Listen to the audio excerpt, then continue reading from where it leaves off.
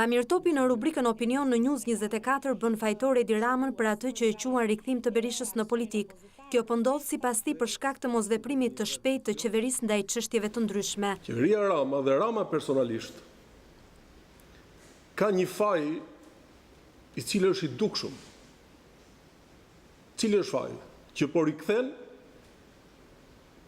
me veprimet apo me mos veprimet në funksion të kohës, pikërisht figurën e Sali Berishës prapë në politikë.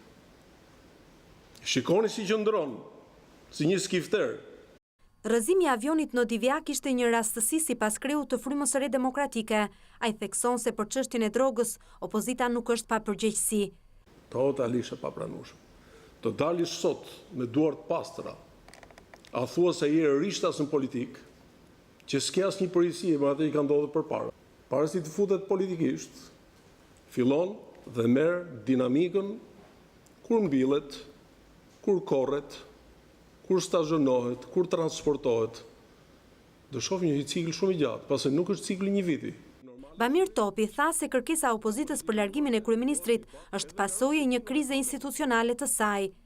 Në rast se këta zotëri që kanë dalë dje apo dalën nëpër studio e shohin si një detyrim moral të kryeministrit që të hiqi për moralin politik të qeverisjes, i kanë ngjarjet i kanë shumë të freskëta.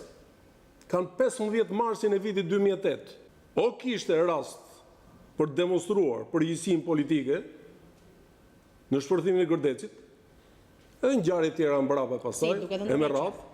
Duke dhënë dorëheqje. Absolutisht. Kreu i Frymës së Re Demokratike foli edhe për nevojën e reformimit të drejtësisë. Ai theksoi se duhet të ketë ndërhyrje tek të gjithë institucionet.